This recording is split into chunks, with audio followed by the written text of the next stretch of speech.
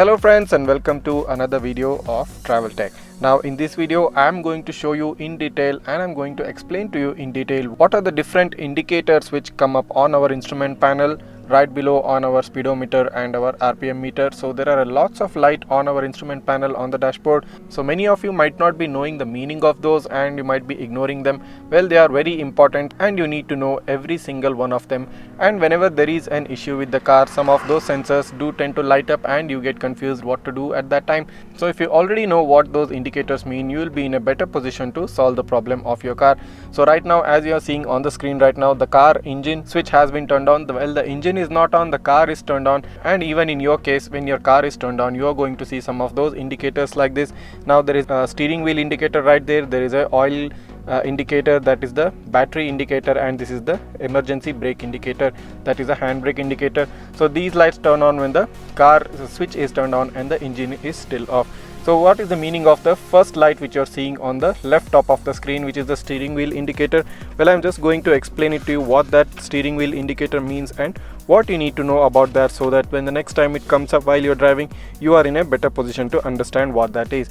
Now the first light which you're seeing here on the left top corner of the screen, it is the electric power steering or the EPS system indicator. It comes on when you turn the ignition switch to on and goes off when the engine starts.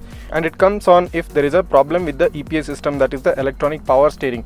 So whenever you have an issue with your electric power steering, this light is going to turn on, and it is going to turn on while the engine is on. If it turns on at that moment, you need to understand that there is some problem with the electronic power steering of your car. So the second light which you are seeing here, it is a low oil pressure indicator, and it does comes on when you turn the ignition switch to on, and it goes off when the engine starts, and it also comes on when the engine oil pressure is low. So whenever your car is running and this particular light turns on, you need to understand that the engine oil pressure has come down below normal and you need to top up your oil immediately.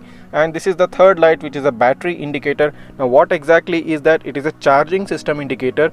It comes on when you turn the ignition switch to on, and it goes off when the engine starts.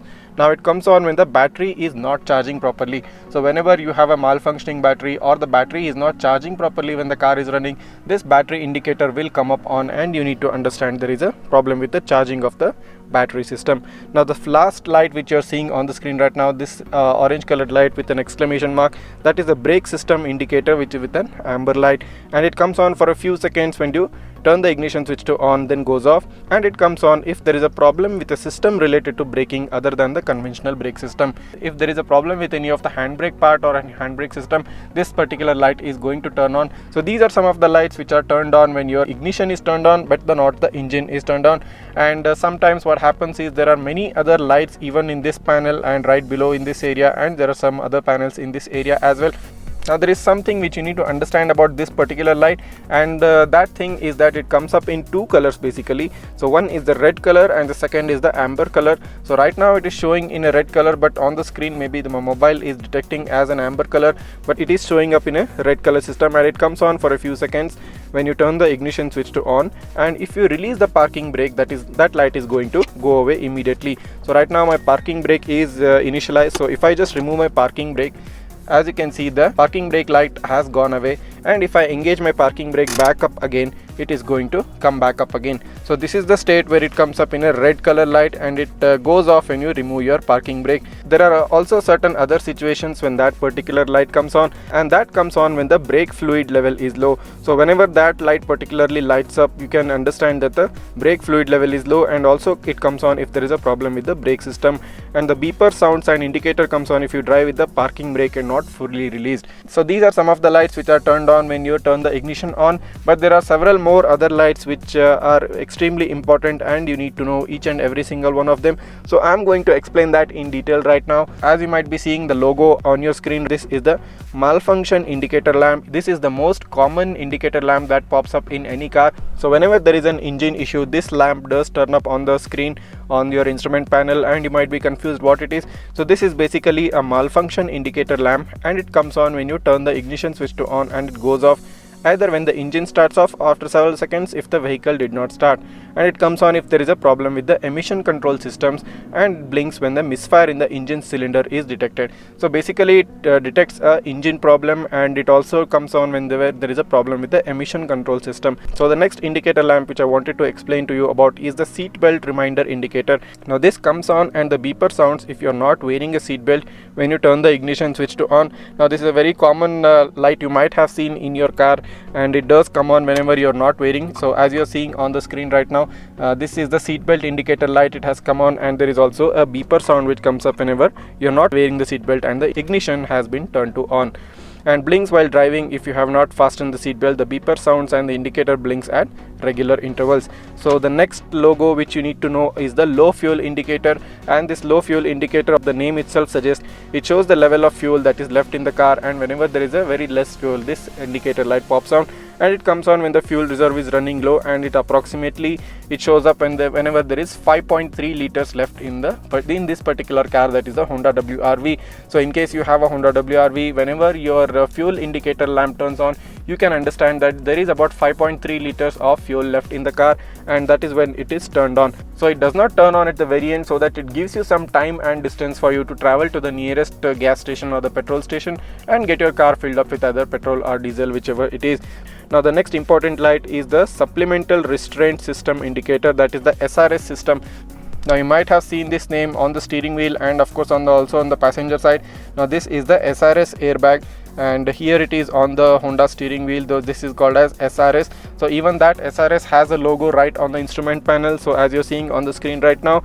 So it comes on for a few seconds when you turn the ignition switch to on, and then it goes off. And it also comes on if a problem with any of the following is detected, such as the supplemental restraint system and seat belt tensioner. So whenever there is a problem with the supplemental restraint system and the seat belt tensioner, well, there is actually a seat belt tensioner hidden inside the seat belt assembly. It provides a proper tension to the seat belt, and it turns on, this particular indicator turns on whenever there is a problem with that. So the next important indicator is the ABS indicator, or the anti-lock brake system indicator. Now you might have also seen this indicator, and sometimes it does come on whenever you have braked suddenly and your car is started to skid and you suddenly brake and the ABS indicator turns on.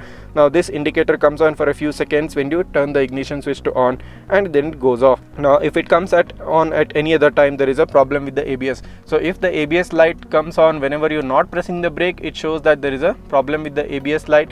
There is a problem with the anti-lock braking system, and it also comes on whenever there is a ABS is working, that is when you suddenly press the brakes also. So the next important light is the door indicator, or the door ajar light. So as you're seeing on the screen right now, it is placed right below the parking brake or the emergency brake system. Here is the light. This light comes on if any of the door or the tailgate is not completely closed, and the beeper sounds and the indicator comes on if any door or the tailgate is opened while driving also. So if your car is stationary, it is not going to come up, and if your car is moving, that door and tail indicator open light will come up.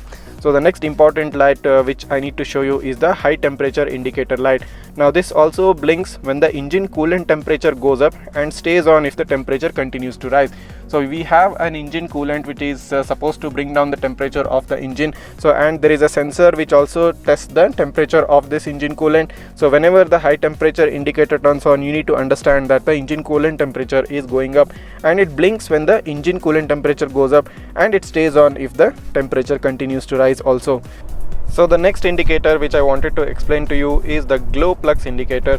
Now it actually turns on whenever the engine temperature is extremely low, and initially it comes on when you turn on the ignition, and then it goes off, and it also comes on for a while when you turn the ignition switch to on under extremely low ambient temperature conditions, then it goes off. And in case it is staying on permanently and it does not go off at all, then that means the engine is cold. So make sure you do not start the engine until the indicator goes off. That is an extremely important step. So whenever the light is on, always understand that the engine temperature is extremely low, and you should not start your car until the light does go off, and that shows that the engine has arrived at a proper temperature. So the next indicator which I have to explain to you is the PGM FI indicator. Now this PGM FI indicator, it comes on for a few seconds when you turn the ignition switch to on, as always, as any other indicator, and it also comes on while driving if there is a problem with the engine control system. So this PGM FI indicator, it actually highlights the problem with the engine control system, and it also comes on if you do not use the proper fuel for the climate or regional conditions. So this PGM FI indicator is extremely important in showing you the proper fuel whichever you are using, and if it does comes on, it means that you haven't used a proper fuel for that particular climate or the regional conditions. And it also comes on if there is a problem with the engine control system as well. So use of inadequate fuel may reduce the engine power in this case. So the next indicator is the water in fuel indicator. Now I hope we don't get to see this indicator. Just in case, make sure you also know about this. And this comes on when the water has accumulated in the fuel system, and comes on if you have parked your car for an extended period of time. So water indicator, as the name suggests, it suggests that there is a water has accumulated in the fuel system. Now there are certain other small lights which many of you may already be knowing, that is the right indicator and the left indicator light. So these do come up on the screen as well. So there is a high beam light and the low beam light also. So this shows the high beam is on and the low beam is on, and as you're seeing on the screen right now, here it shows the lights on indicator and the fog light indicator. And if you have pressed on the high beam, the blue colored light here comes up on, so that is the high beam indicator. Now these are some of the most commonly seen and used indicators, so I won't go into detail about that. So let me just go ahead and dive into some of the other indicator systems.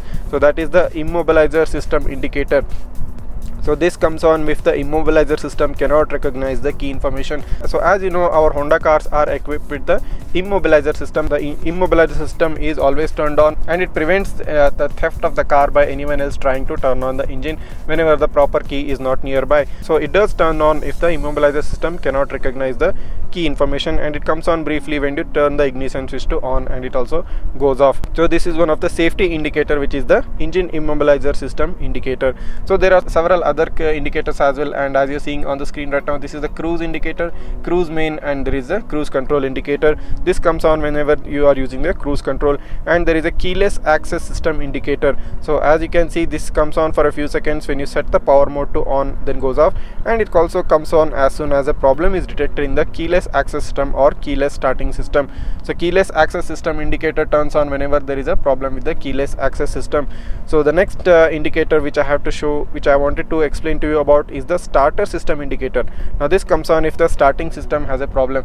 So this is a very important indicator, and if the engine startup system has a problem, now as our electronic cars do not have a key ignition and they have an electronic start and stop button, so whenever there is an issue with that, this startup system indicator comes on, and it comes on if it has a problem in that. And as a temporary measure, you can press and hold the engine start stop button for up to 15 seconds while pressing the brake pedal and the clutch pedal, and manually start the engine. So in case this light does turn on, what you can do is, as a temporary measure, you can press and hold the engine start stop button for up to 15 seconds while pressing the brake pedal and the clutch pedal together and manually start the engine. So this is the way to manually start the engine. You have to press and hold both the clutch and the brake, and you have to press and hold the engine start stop button for about 15 seconds.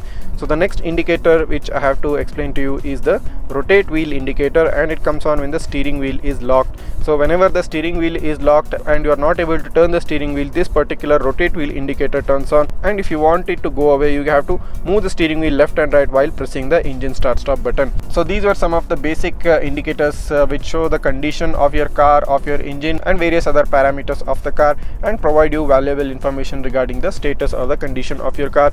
So the last two indicators are related to the key of the car, and the two basic indicators regarding this is the no key indicator and the battery level low indicator.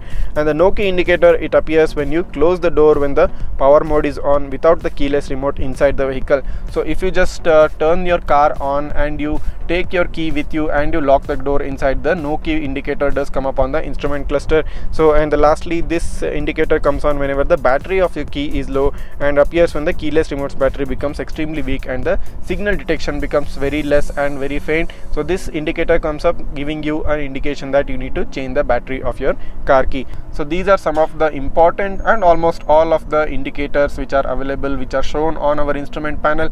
I guess most of you did know about many of them, and we only use and see only a few of them all the time. So I hope this video has provided you with important information and knowledge regarding various indicators of your instrument panel of your car. And if you do like my work, if you do like the information which I have provided you in this video, make sure you go ahead and hit that subscribe button and also like this video. And some of the instrument panel names I need to tell you just before going away. So the central dial, what you're seeing, that is the speedometer dial. It shows your speed in kilometers per hour.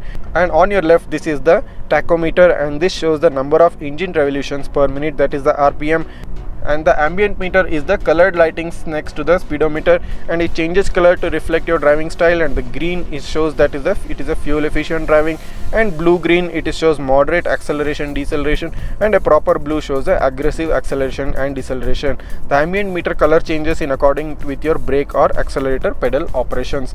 So this is the ambient meter ring which is provided with us. So the lastly what you need to know about is on the right side of the speedometer, that is our information display. The information display, it shows the fuel gauge, odometer, trip meter, and other gauges as well. So right here on top there is a semicircle on here, so that shows the instant fuel economy as a bar graph in kilometer per liter. And below it shows the odometer, that is the number of kilometers that your vehicle has accumulated. And below that is the trip meter. We can set it to trip meter A, trip meter B, and get to know how much kilometers you have traveled in that particular trip. And it also shows the range of the vehicle. And so let me just go ahead and show you here it is. Let me just go ahead and show you.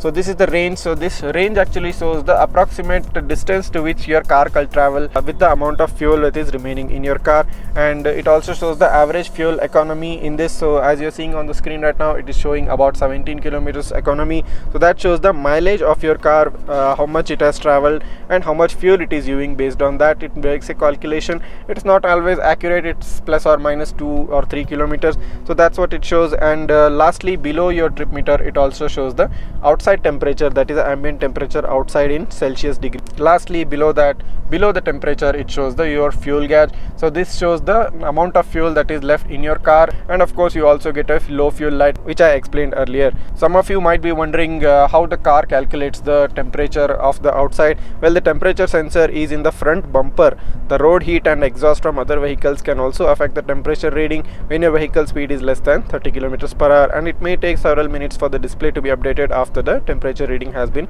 established. So alright guys, I hope you have gained a broader understanding of many things of your Honda WRV, of your car in general, the many various sorts of indicators which are available in our cars and what they do and why they show up, and in case they show up, what you need to do. I hope you gained a lot of information from this video. And of course I also explained the entire instrument cluster of our Honda WRV. So it's very much similar to the Honda City or the Honda Jazz and Amaze. So most of them have similar instrument clusters and also similar instrument panel indicators and everything else. So I hope you gained some information from this video, and if you did, and if this brought a change in your life, make sure you go ahead and hit that subscribe button and also like this video, and do tell me what you like best about this video as well. So this is Travel Tech guys signing off, and have a really nice day.